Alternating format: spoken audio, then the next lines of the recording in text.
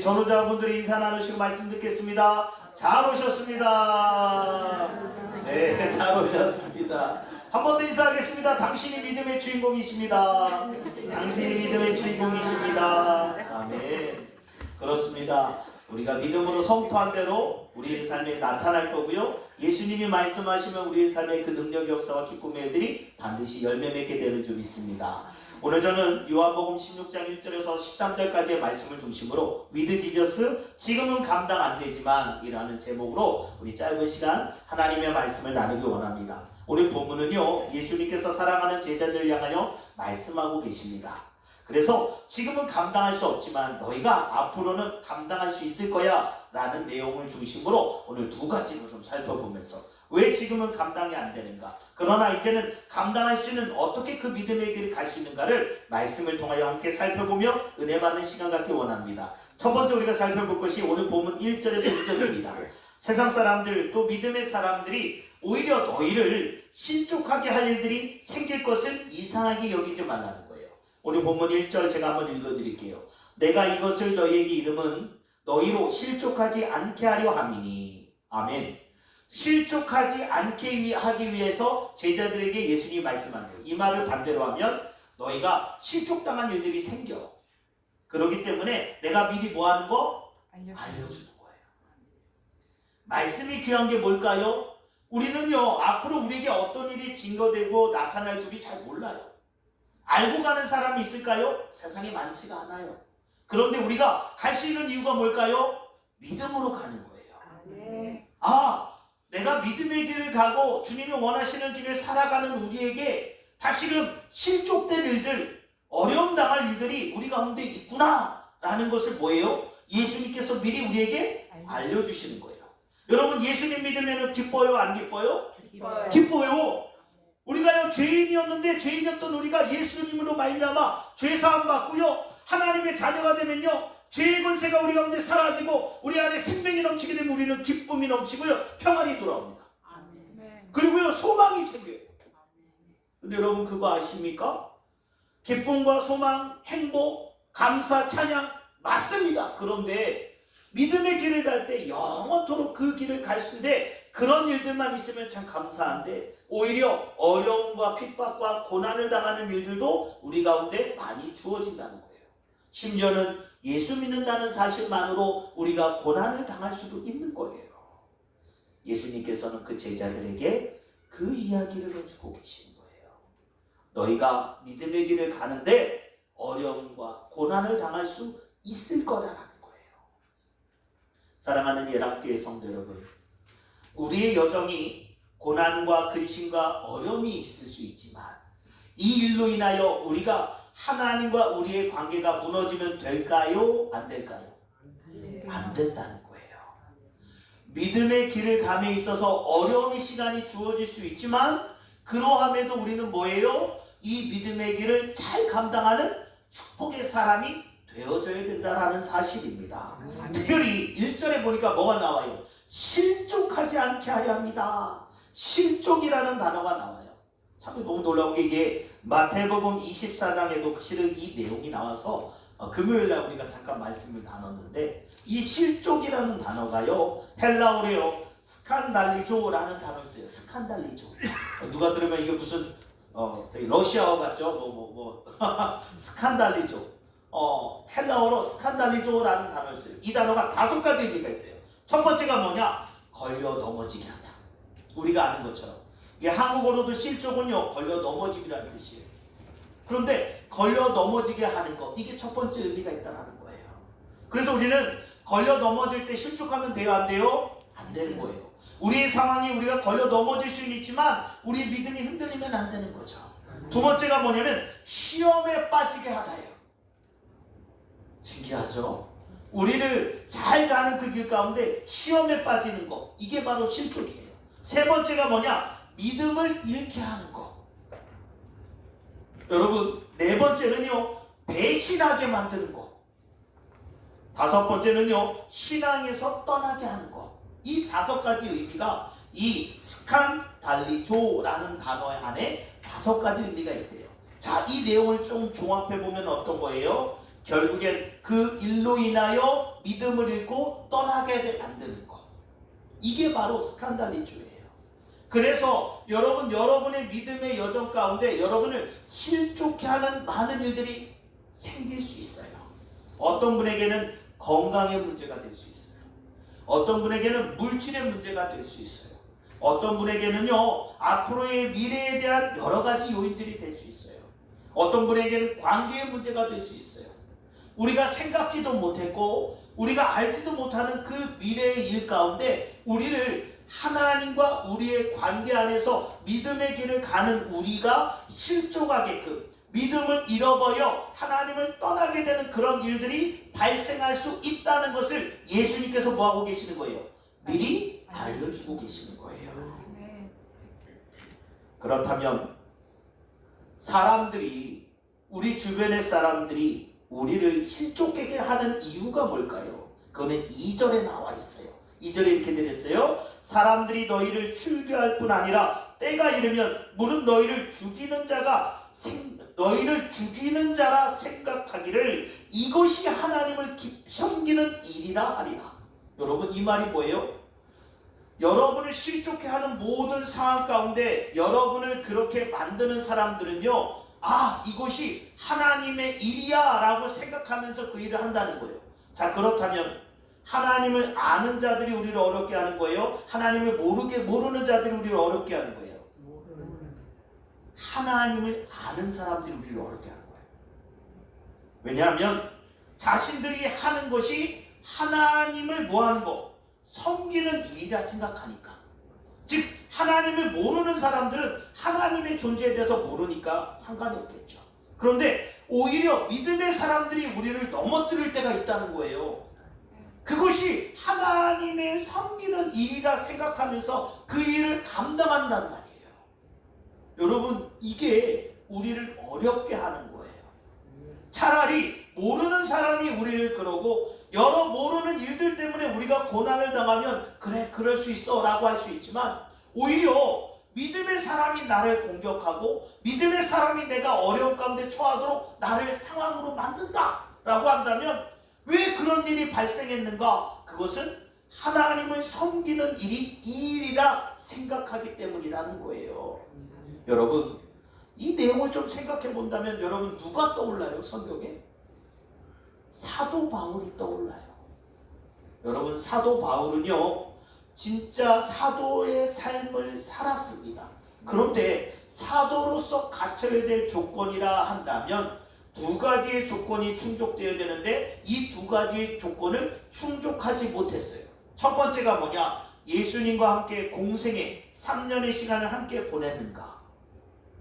사도 바울이 예수님과 3년의 공생애를 함께 했습니까? 안 했습니다. 두 번째, 예수님의 저 십자가 사건에 사도 바울이 동참했었는가?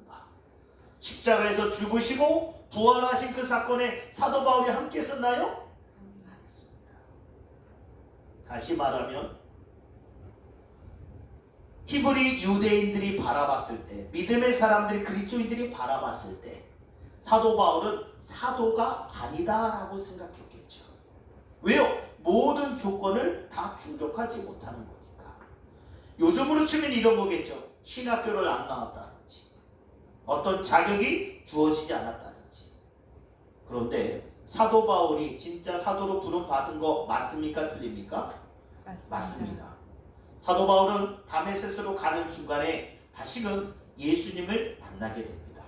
그리고 그 예수님을 만남으로 그는 회심하게 되었고, 이제는 예수님을 따르는 자들을 잡는 인생에서 예수님이 그리스도다라고 고백하는 인생으로 180도 달라지게 되었습니다.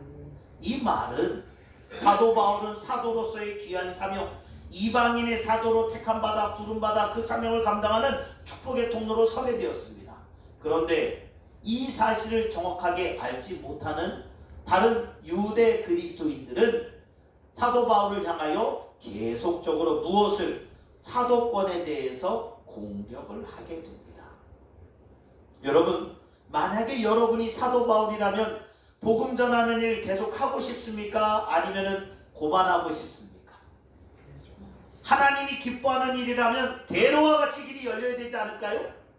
하나님이 원하시는 길이라면 오히려 많은 믿음의 역사도 나타나면서 사람들이 모두 그 뜻 안에 순종하며 협력해야 되는 거 아닐까요? 물론 사도 바울에게도 귀한 협력자들이 있었습니다. 바나바가 있었고요. 그죠? 귀한 동역자들이 디모데를 비롯하여서 많은 동역자들도 있었습니다. 그러나 그리스도인이지만 히브리 즉 유대인 그리스도인들은 많은 사람들이 사도 바울을 인정하지 않았습니다. 교회를 세웠습니다. 전도했습니다. 열심히 그 사역을 위해서 최선을 다했습니다. 그런데 그 공동체에 들어가 유대인 그리스도인들이 사도 바울의 사도권을 문제 삼고 교회의 문제를 일으키게 됩니다. 여러분, 그때 여러분들 어떤 마음을 가지실 수 있겠습니까? 혹시 마음이 어렵지 않을까요? 우리가 다시금 하나님이 기뻐하는 그 일을 하기 위해서 충성을 다하고 최선을 다하고 있는데 도와주지는 못할 망정 그 일을 방해하고 자신의 사도권과 사역을 방해하는 그 무지막지한 일들이 발생하게 됐을 때 여러분이 바로 사도 바울이라면 여러분에게 어떤 마음이 들겠습니까? 그런데 놀라운 것은 사도 바울은 이 모든 것 가운데 끝까지 그 복음의 길에 참여하였고 그 복음을 증거하기 위하여 예수 그리스도와 함께 그 십자가 앞에 섰다라는 사실이 중요합니다. 바울은 누구보다도 예수를 그리스도라고 하나님의 뜻을 온전히 전하는 축복의 통로로 서길 원하였습니다. 사도행전 8장 1절에 보면 이렇게 되어 있습니다. 사울은 그가 죽임당함을 마땅히 여기더라.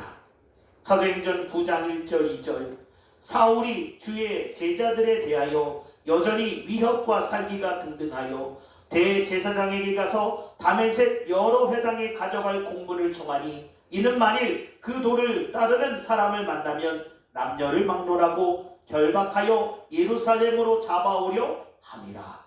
아멘. 여러분, 우리가 그런 말을 자꾸 합니다. 이거 성령님도 못하셔. 하나님도 이거 안 될 거야. 우리 그런 말 종종 들어보신 적 있으신가요?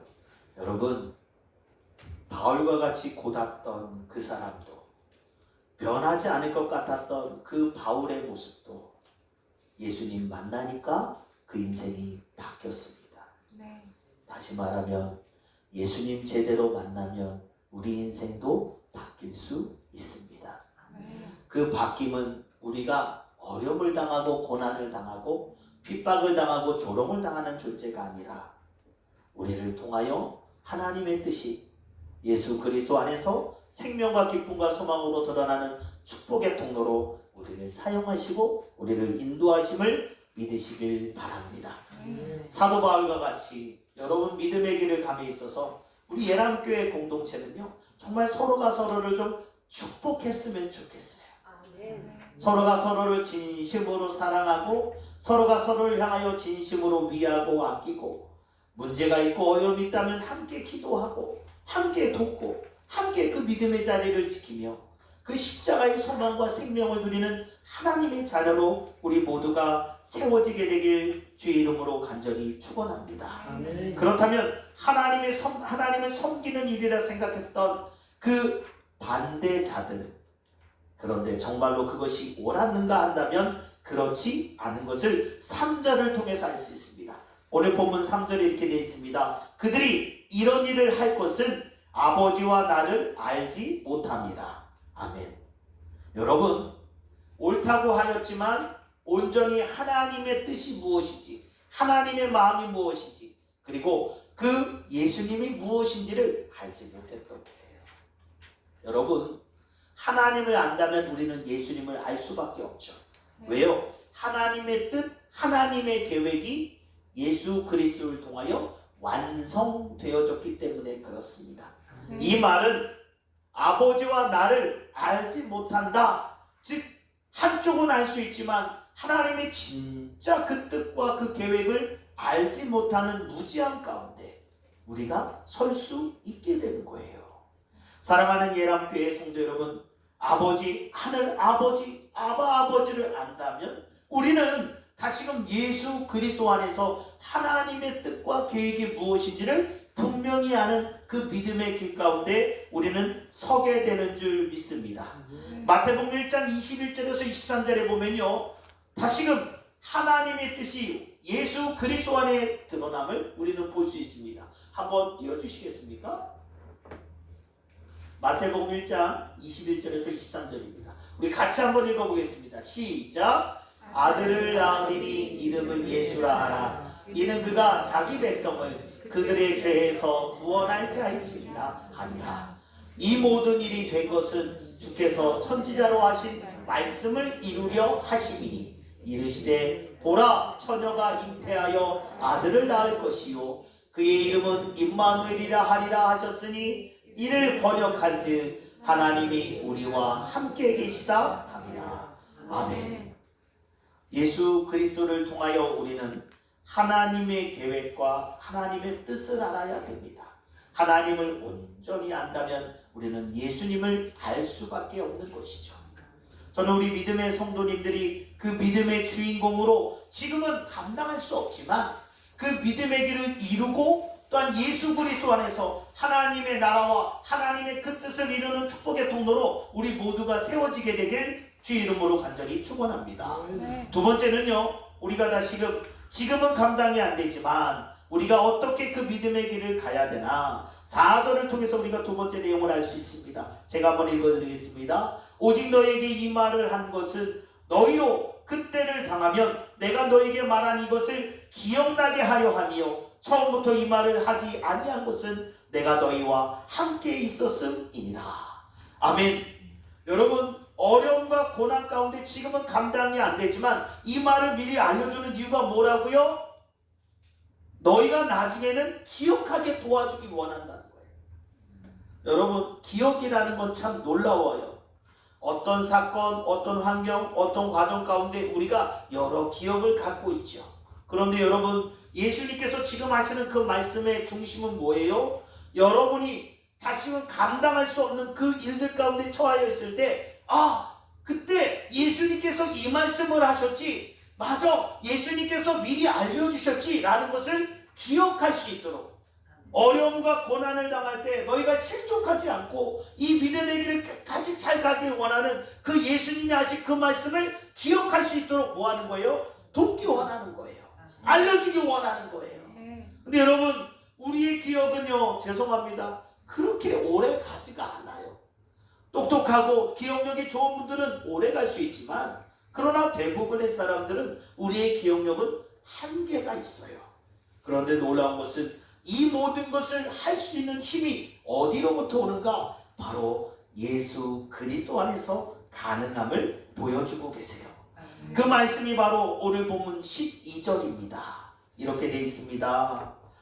내가 아직도 너희에게 이를 것이 많으나 지금은 너희가 감당하지 못하리라.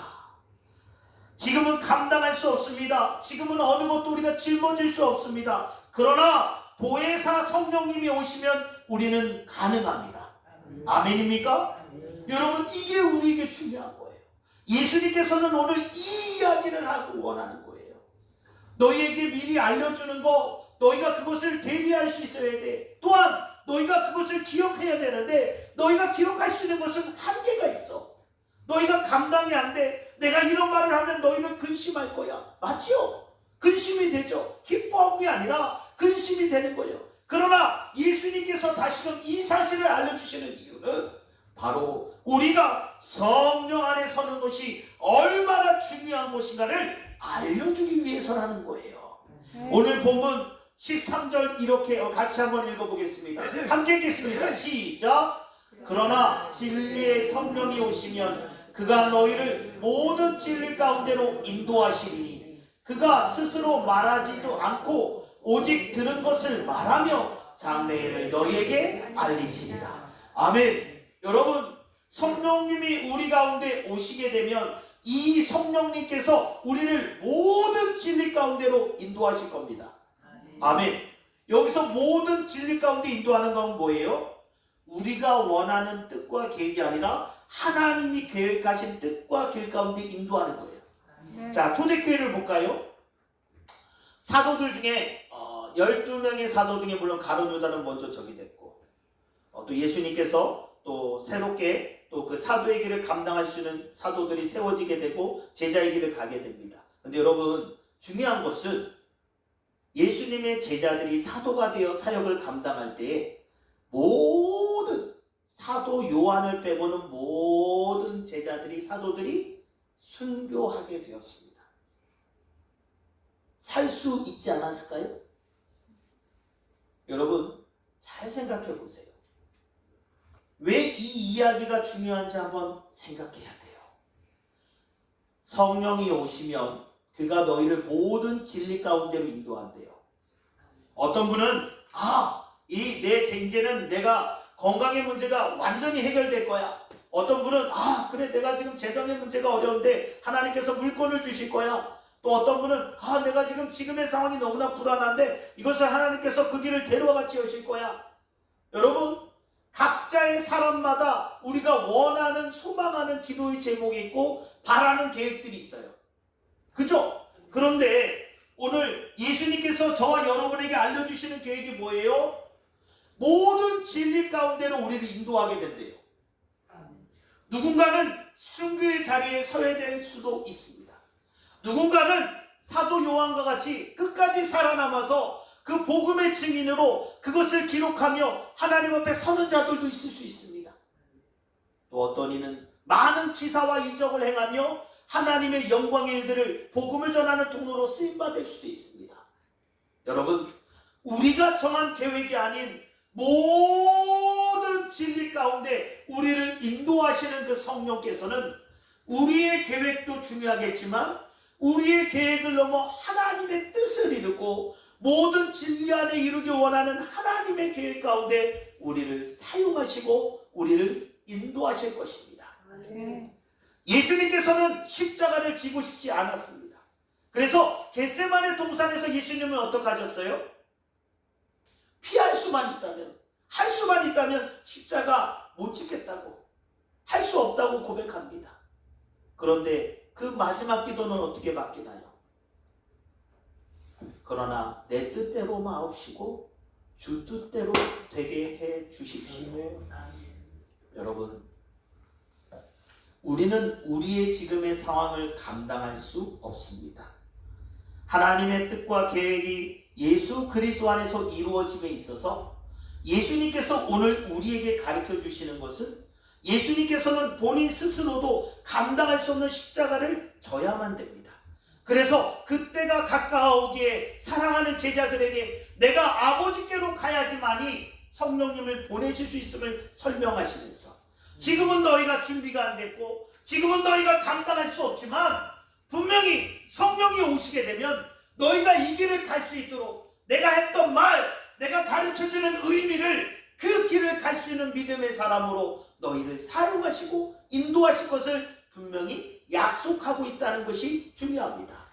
말씀 하나 찾아볼게요. 로마서 8장 26절 말씀 우리 같이 보도록 하겠습니다. 함께 읽겠습니다. 이와 같이 성령도 우리의 연약함을 도우시나니 우리는 마땅히 기도할 바를 알지 못하나 오직 성령이 말할 수 없는 탄식으로 우리를 위하여 친히 간구하시느니라. 아멘. 이 말씀에 중요한 두 가지 포인트가 있습니다. 첫 번째는 뭐예요? 성령도 우리의 연약함을 뭐 하셔요? 알기에 돕는 거예요. 우리가 연약하지 않고 강하다면 도울 이유가 있어요? 없어요? 없어요. 오늘 아까 우리 예배 우리 시작하기 전에 우리 김준우 권사님 이제 모시고 왔는데 올라오시는데 계단 올라오시는데 힘드신 거예요. 그런데 옆에서 우리 기순의 권사님이 같이 있어요. 부부여서 그런 것도 있겠지만 네? 김준우 권사님 올라갈 때 오늘 보니까 오늘 장갑도 준비하셨어요. 몇 주 정도 계속 보니까 이렇게 장갑 옷이 올라오니까 막 우리 김준우 권사님 올라오시다가 손이 시려오니까 막 그러잖아요. 손이 시려오니까.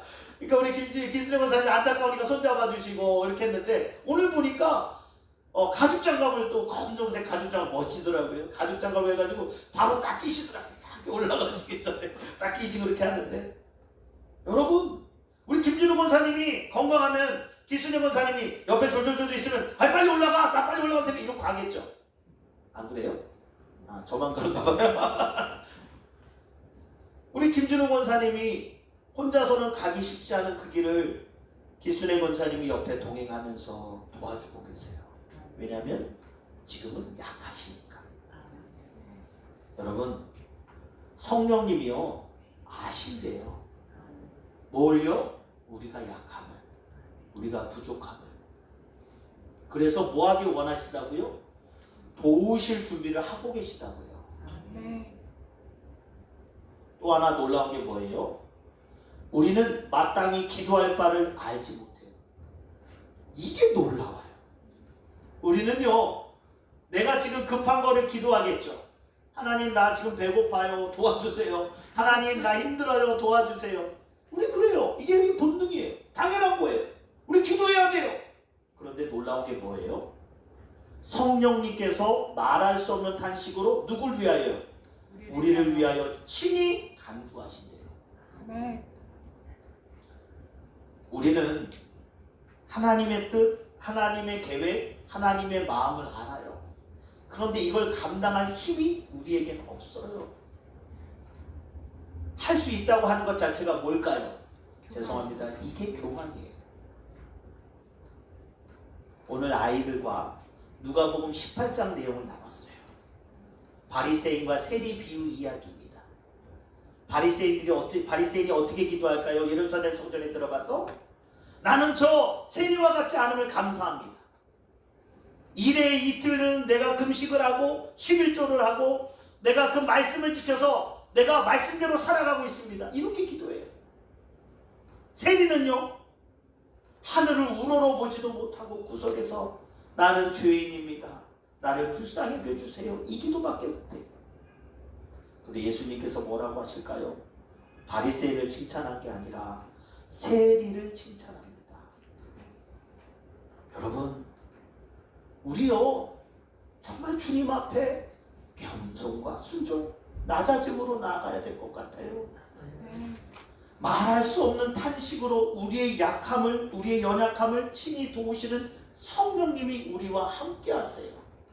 우리가 약함을 인정하고 우리의 연약함을 고백하고 내가 설 수 없음을, 내가 갈 수 없음을 고백할 때 성령님께서는 역사하시는 거예요. 내가 할 수 있습니다, 성령님 뒤에 계세요. 괜찮습니다, 성령님 나 필요 없어요, 저는 괜찮고요, 다른 사람 도와주세요. 여러분, 이게 말이 안 되는 거예요. 우리 모두에게는 성령님이 필요합니다. 성령님이 함께 하셔야 됩니다. 성령님과 동행해야 됩니다. 성령님이 우리와 함께 하지 않으면 우리는 지금의 모든 상황, 또 앞으로 감당해야 될 많은 믿음의 일들 우리 힘으로 절대 감당할 수 없습니다. 하나님의 영광을 위하여 십자가의 소망과 생명 가운데서는 우리가 성령 안에, 성령의 그 소망 가운데 서지 않으면 우리는 무너질 수 있고, 우리는 넘어질 수 있고, 우리는 또 그 기쁨의 자리, 생명의 자리를 끝까지 완주할 수 없음을 기억하시길 바랍니다. 우리 시간 함께 찬양하면서 우리 주님 앞에 섰으면 좋겠습니다. 주님의 성령 지금 이곳에, 또 살아계신 성령님, 이 두 곡을 좀 이어서 찬양할 텐데요. 여러분, 주님과 동행하는 거, 그것이 우리에게 축복이 맞습니다. 그런데 성령님이 우리와 함께 하시지 않으면 우리는 이 믿음의 길을 완전히 이룰 수 없습니다. 성령 하나님, 이 시간 함께 하여 주시고, 성령 하나님 지금 이곳에 우리 가운데 임하여 주셔서 우리가 이 믿음의 길 지금 감당할 수 없지만, 지금 다 우리가 그것을 할 수는 없지만 은혜 가운데 이 사명 감당하는 축복의 통로, 성령 안에서 우리가 이 그리스도의 몸된 교회와 그 십자가의 사명을 감당하는 복의 자녀로 우리 함께 설 수 있도록 우리 함께 찬양하며 기도하겠습니다.